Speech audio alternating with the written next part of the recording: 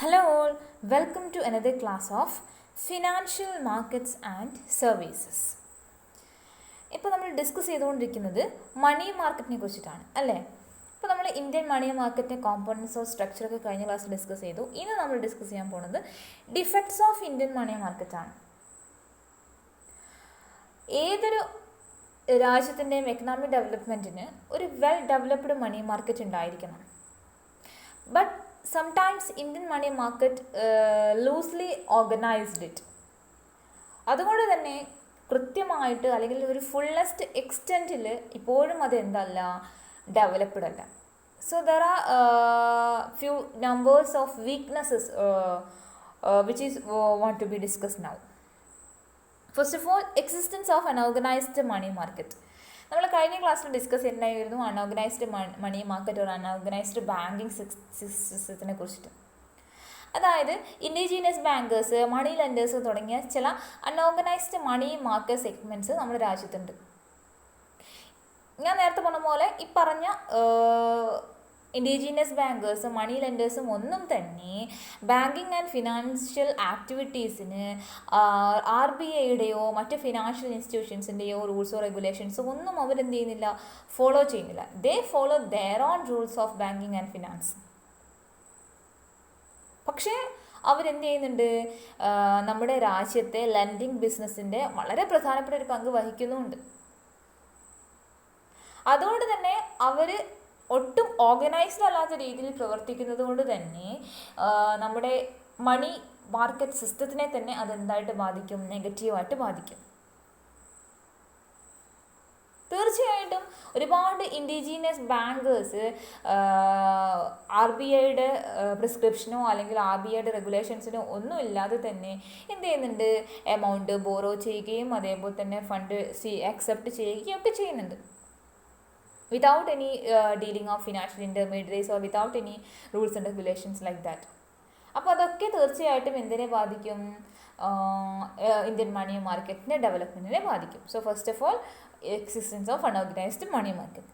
Second one, non coordination of organised and unorganised sector. ഈ unorganised സെക്ടറാണ് നമ്മളിപ്പോൾ പറഞ്ഞ ഇൻഡിജീനിയസ് ബാങ്കേഴ്സും അതേപോലെ തന്നെ മണി ലെൻഡേഴ്സും ഒക്കെ. ഓർഗനൈസ്ഡ് സെക്ടറിൽ പെടുന്നത് നമ്മുടെ government, RBI, commercial banks, scheduled banks, cooperative banks തുടങ്ങിയ ഫിനാൻഷ്യൽ ഇൻസ്റ്റിറ്റ്യൂഷൻസ് ആണ്. അപ്പോൾ ഈ രണ്ട് സെക്ടേഴ്സും തമ്മിലുള്ള നോൺ കോർഡിനേഷൻ തീർച്ചയായിട്ടും എന്തിനെ ബാധിക്കും, മണി മാർക്കറ്റിനെ മൊത്തം അല്ലെങ്കിൽ ടോട്ടൽ ആക്ടിവിറ്റീസിനെ തന്നെ ബാധിക്കും. തീർച്ചയായിട്ടും നമ്മുടെ രാജ്യത്ത് നടക്കുന്ന കാര്യമാണ്. ഈ മണി ലെൻഡേഴ്സും അതേപോലെ തന്നെ ബാങ്കുകളും അല്ലെങ്കിൽ മറ്റ് ഫിനാൻഷ്യൽ ഇൻസ്റ്റിറ്റ്യൂഷൻസും തമ്മിൽ എന്തില്ല, കോർഡിനേഷൻ ഇല്ല.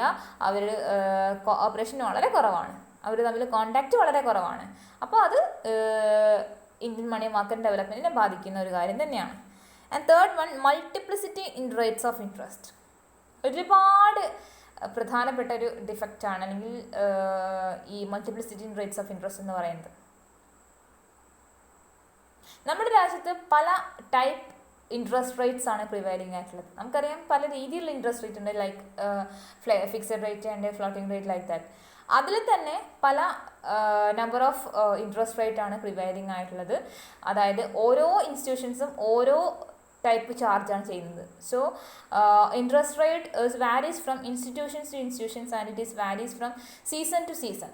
അതായത് ചില സ്ഥാപനങ്ങൾ പല രീതിയിൽ റേറ്റ് കൊടുക്കും, അത് പല സീസണിൽ പല രീതിയിൽ കൊടുക്കും. ഇൻഡിജീനിയസ് ബാങ്കേഴ്സ് ഒരു ഇൻട്രസ്റ്റ് റേറ്റേക്കും ചാർജ് ചെയ്യുക, മണി ലെൻഡേഴ്സ് മറ്റൊരു ഇൻട്രസ്റ്റ് റേറ്റും ചാർജ് ചെയ്യുക, കൊമേഴ്ഷ്യൽ ബാങ്ക് അതിലും വേറൊരു ഇൻട്രസ്റ്റ് റേറ്റും ചാർജ് ചെയ്യുക. അപ്പോൾ വളരെ വെറൈറ്റി ആയിട്ടുള്ള ഇൻട്രസ്റ്റ് റേറ്റാണ് ചാർജ് ചെയ്യപ്പെടുന്നത്.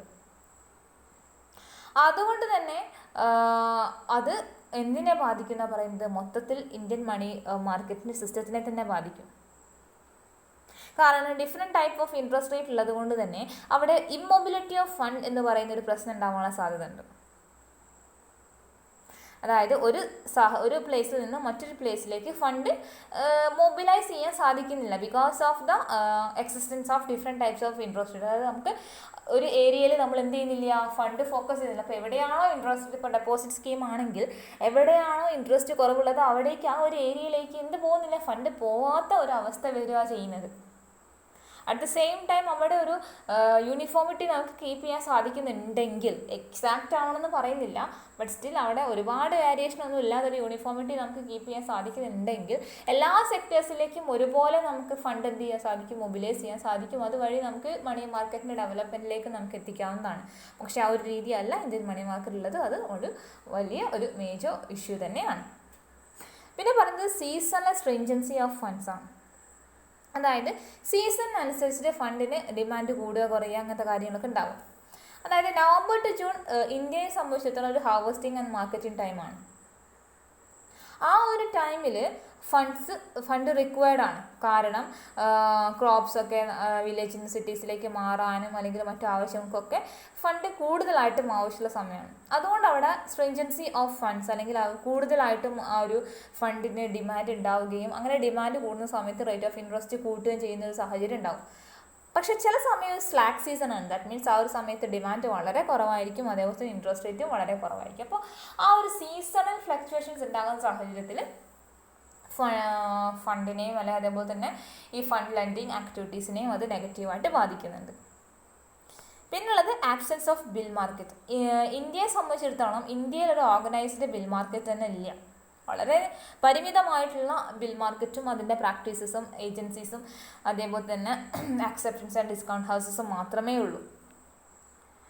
ഇപ്പോഴും അണ്ടർ ഡെവലപ്ഡ് ആയിരിക്കുന്ന ഒരു ബിൽ മാർക്കറ്റാണ് ഇന്ത്യയിലുള്ളത്. അതിന് ഒരുപാട് റീസൺസ് ഉണ്ട്. ഒന്നാമത്തെ റീസൺ എന്ന് പറയുന്നത് തന്നെ നമ്മുടെ രാജ്യത്ത് ഒരു യൂണിഫോമിറ്റി ഇല്ല. No uniformity in drawing bills in different parts of country എന്നുള്ളതാണ് പ്രധാനപ്പെട്ട കാര്യം. രണ്ടാമത്തത് ക്യാഷ് ക്രെഡിറ്റിനാണ് ആൾക്കാർ ഇപ്പോഴും ഡിപ്പെൻഡ് ചെയ്യുന്നത്. Cash credit is the main form of borrowing from commercial banks. അതായത് കൊമേഴ്ഷ്യൽ ബാങ്ക്സിലൂടെ ഇപ്പോൾ കൊമേഴ്ഷ്യൽ ബിൽസിനെ ഡിപ്പെൻഡ് ചെയ്യാതെ അല്ലെങ്കിൽ ട്രഷറി ബിൽസിനെ ഡിപ്പെൻഡ് ചെയ്യാതെ അല്ലെങ്കിൽ CDs CPC തുടങ്ങിയ ഇൻസ്ട്രുമെൻസിനെ ഡിപ്പെൻഡ് ചെയ്യാതെ എല്ലാവരും ഇപ്പോൾ ഡിപ്പെൻഡ് ചെയ്യുന്നത് ക്യാഷ് ക്രെഡിറ്റിനെ തന്നെയാണ്, ലോണ് തന്നെയാണ് ഡിപ്പെൻഡ് ചെയ്യുന്നത്. അത് മറ്റൊരു കാര്യം. പിന്നെ കൂടുതൽ ആൾക്കാരും ക്യാഷ് ട്രാൻസാക്ഷൻസ് തന്നെ പ്രിഫർ ചെയ്യുന്നു. ഇത്തരത്തിലുള്ള സെക്യൂരിറ്റി ട്രാൻസാക്ഷൻസ് അല്ലെങ്കിൽ ഇൻസ്ട്രുമെൻറ്റ്സ് ട്രാൻസാക്ഷൻസ് അവർ പ്രിഫർ ചെയ്യുന്നില്ല എന്നുള്ളത് മറ്റൊരു കാര്യമാണ്. അതുകൊണ്ട് തന്നെ ബിൽ മാർക്കറ്റിൽ കൂടുതൽ ആൾക്കാർ എന്ത് ചെയ്യുന്നില്ല, ഡിപ്പെൻഡ് ചെയ്യുന്നില്ല, ആൾക്കാർ അപ്രോച്ച് ചെയ്യുന്നില്ല. പിന്നെ ഹൈ സ്റ്റാമ്പ് ഡ്യൂട്ടി, ഈ ബിൽസിനൊക്കെ ചാർജ് ചെയ്യുന്ന ഹൈ സ്റ്റാമ്പ് ഡ്യൂട്ടി ബില്ലിൻ്റെ യൂസേജിനെ ഡിസ്കറേജ് ചെയ്യുന്നുണ്ട്. വളരെ ഒരു പരിധി വരെ അത് ഡിസ്കറേജ് ചെയ്യുന്നുണ്ട്.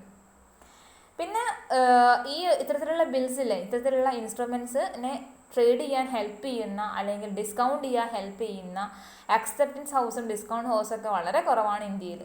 അതുകൊണ്ട് തന്നെ അതിൻ്റെ ഡെവലപ്മെൻറ്റ് ഉണ്ടാവില്ല. അത് കൃത്യമായിട്ട് റീഡിസ്കൗണ്ട് ചെയ്യുകയും അതിലെ പാർട്ടീസിനെ നമുക്ക് കണ്ടെത്തി തരാൻ ആവശ്യമായിട്ടുള്ള ഏജൻസീസോ അല്ലെങ്കിൽ സ്ഥാപനങ്ങളോ അല്ലെങ്കിൽ സെൻറ്റേഴ്സോ നമുക്കില്ല എങ്കിൽ തീർച്ചയായിട്ടും അതിന് ഡെവലപ്മെൻറ്റ് ഉണ്ടാവത്തില്ല.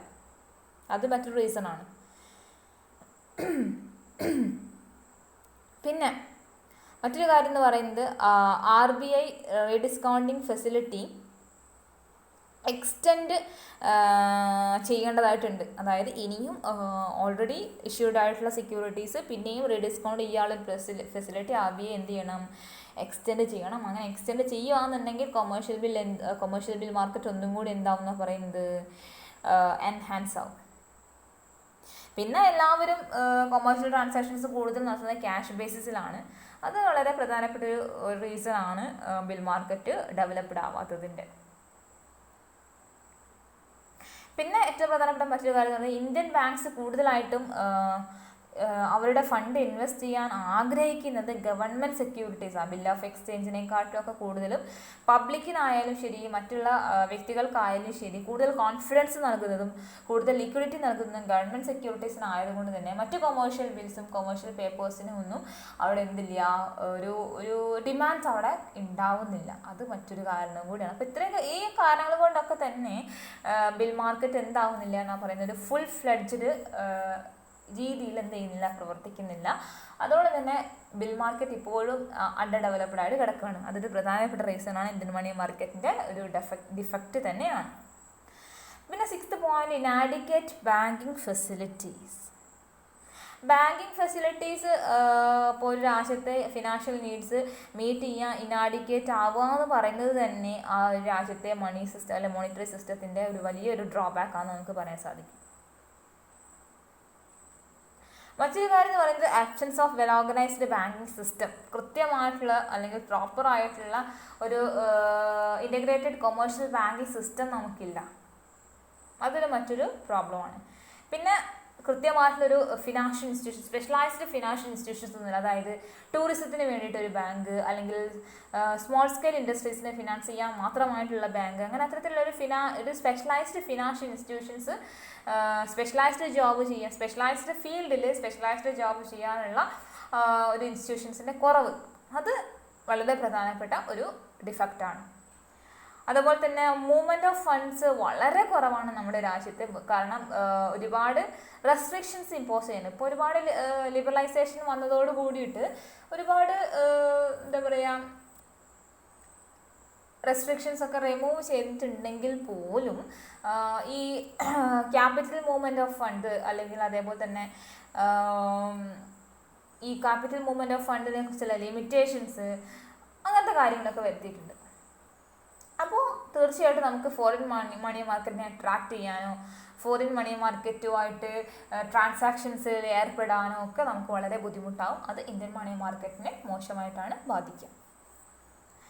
പിന്നുള്ളത് കൃത്യമായിട്ടുള്ള സബ് മാർക്കറ്റ് ഇല്ല എന്നുള്ളതാണ്. സഫീഷ്യൻ്റ് ആയിട്ടുള്ളൊരു സബ് മാർക്കറ്റ് ഇല്ല. അതായത് നമുക്കൊരു അക്സെപ്റ്റൻസ് മാർക്കറ്റ് ഇല്ല, കൊമേഴ്ഷ്യൽ മാർക്കറ്റ് ഇല്ല, അതേപോലെ തന്നെ ഡിസ്കൗണ്ട് മാർക്കറ്റ് വളരെ പരിമിതമായിട്ട് മാത്രമേ ഉള്ളൂ. അപ്പോൾ അത്തരത്തിലുള്ള കാര്യങ്ങളൊക്കെ മണി മാർക്കറ്റിനെ ബാധിക്കുന്ന കാര്യം തന്നെയാണ്.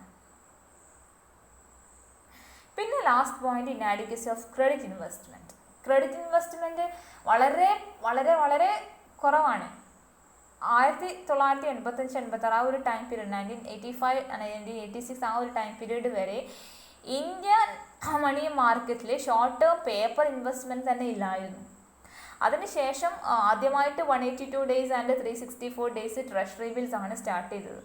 അതിനുശേഷം സർട്ടിഫിക്കറ്റ് ഡെപ്പോസിറ്റ്സ്, കൊമേഴ്ഷ്യൽ പേപ്പേഴ്സ് തുടങ്ങിയ കാര്യങ്ങൾ ഇൻട്രൊഡ്യൂസ് ചെയ്തിട്ടുണ്ടെങ്കിൽ പോലും still it is not fully developed. അപ്പോൾ ക്രെഡിറ്റ് ഇൻവെസ്റ്റ്മെൻറ്റ് വളരെ കുറവാണ്, അല്ലെങ്കിൽ ക്രെഡിറ്റ് ഇൻവെസ്റ്റ്മെൻറ്റ് അവന്യൂസ് വളരെ കുറവാണ്. അത് വളരെ പരിതാപകരമായിട്ടുള്ള കാര്യമാണ്. ഇന്ത്യൻ മണി മാർക്കറ്റിൻ്റെ ഡിഫക്റ്റാണ്, അല്ലെങ്കിൽ ഒരു വീക്ക്നെസ് തന്നെയാണ് പ്രോപ്പർ ക്രെഡിറ്റ് ഇൻവെസ്റ്റ്മെൻറ്റ് ഇല്ല എന്നുള്ളത്.